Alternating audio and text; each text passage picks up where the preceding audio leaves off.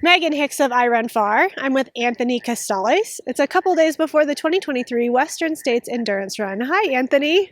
Hi, Megan. How's it going? Good. How are you doing? Feeling pretty good, and it's a little chilly out here, surprisingly. Everybody's been training for altitude and snow and heat, and we have two of those variables right now, right? Yes. All right. So you qualified for this race at Black Canyon this year. Talk about right at Black Canyon. Yeah, Black Canyon. Sorry. No, yeah. Talk about what's happened for you in sort of the 4 months since then. Correct? Not too much has changed since. Okay. Just had a really good race, and then had some ideas of going to a one or two, like kind of maybe like 50 Ks in between, but kind of changed it up rather than doing that. Came here to the Western States camp and kind of more did kind of my own mini camps instead of like racing. Okay. Instead. What has made you want to do Western States? You've run 100 miles before, and I think, did you try to get into Western States in a prior year or try to get a golden ticket maybe? Yeah. In 2021, I did Canyons 100K and then got a golden ticket there, and then got snagged up with some injuries, and then pretty quickly after. And then the next year came to Black Canyon, kind of thinking of a golden ticket. Maybe a little too much, and then and then just kind of had an off day that day, and ended up I didn't want a golden ticket chase, so I just kind of stopped it from there and changed up my season. Okay, what makes you want to race a race like Western States? What draws you here? I mean, you guys are here, everybody, the media, that it's the thing to do, I guess. Mostly competition. It's obviously a historical race, and personally, there's a couple cool things. Like I grew up like only about an hour away from like Auburn, so kind of have a little bit of history of going there like in high school, doing a lot of I did junior college like right down the street from there. Oh, is that right? Yeah. Okay. American River Junior College, so we would like have runs up there on Saturdays. So yeah, a little history on that is fun, but I mean, it's mostly competition and the depth of the field. So did you grow up knowing about the Western States Trail and the Tevis Cup and stuff? Yes, I did. When I was like a sophomore in high school, my high school coach took us actually like kind of to one of the trailheads and just kind of took us on like a real trail, not like a just local city park kind of trail. Yeah. And that was kind of the first experience. And he talked about Western States and maybe didn't give all the right facts, but it was. You learned about it. Learned about it, and like learned that people run 100 miles and pretty much all in dirt. And I thought that was like really interesting and cool, and being there was fun. Maybe this is my sort of like miscategorization of you, but I, for some reason, think of you as like a 50-mile type runner. The 100-mile distance. I think you've done it. You have. You've started once and finished once, right? Yeah. Where does the 100-mile distance sort of like sit with you mentally, psychologically? You know, the one time I did it was in 2021. It was Run Rabbit Run, and people asked me how I felt. It was different, and like after it was all over, I didn't really feel like it was much different than like 100K, other than running through the entire night. But like the actual like more time out there didn't really get to me. It was just. It was just a little bit longer, but it wasn't as different as I thought it was going to be. Okay.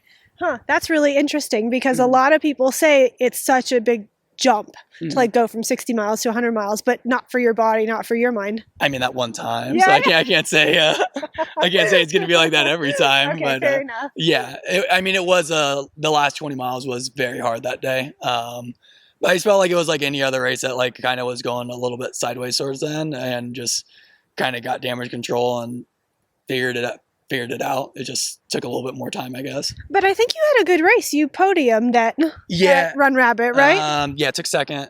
Dave Stevens. Yeah. He just put it on me. I mean, it was last 20, I was just more like running scared. Surviving. Yeah, surviving. So you have 100-mile finish under your belt and lots of stuff in like that 100K distance. How are you going into this one, like psychologically? I've just been trying not to think of it as much as anything else. Everyone's asking how much different the training's been. Like there's been a couple of things I've implemented, but for the most part, just trying to keep it simple as I kind of always have for the past many years. And yeah, I mean, that's all I'm going to say about that. Like, don't do too much. Kind of hit every box, but you don't got to overdo it. And don't overthink it. I think I hear you say there. Yeah, don't overthink it. It's Western States is an awesome race itself, but just go into it just thinking it just as a race, not Western States so much. Yeah, not like this big iconic thing that it's kind of built into, right? Yeah. How do you see this men's race going? I feel like there's like a couple different race stories that could play out. Yeah, the men's story is pretty fun because I feel like nobody really knows what's going on it. And I was talking with some. I'm glad I'm not alone. We were talking just with like friends about it this past couple of days, and we were saying how there's like no real leader like Jim has been in like the past couple of years, like where no one really has somebody that's we're keying off of. So, which is gonna be interesting because we don't really know what's gonna happen. Who's looking around at each other? Looking around, or who just went out in front, or what you guys are out there while we're back here. It's gonna be. We're not going to know till a few miles into the race or 30 miles into the race. Or 80 miles into the race. 80 miles, so yeah. That'd be fun.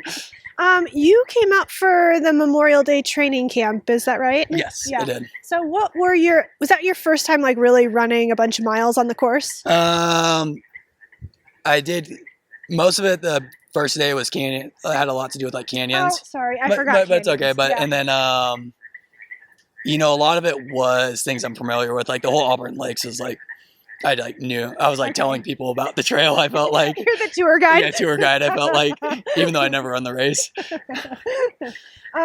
Did you have any like, I don't know, just thoughts? Because you ran like 70. The training camp is 70 miles of the course, right? Yeah, I mean that's a lot of real estate on what you're going to see again on Saturday. What were you thinking about? Yeah, sort of like course-wise during that time. I thought like one of the things about training camp, it's so fun because you're running with just people you haven't seen or just people you usually race against that you actually could conversate with a little bit more.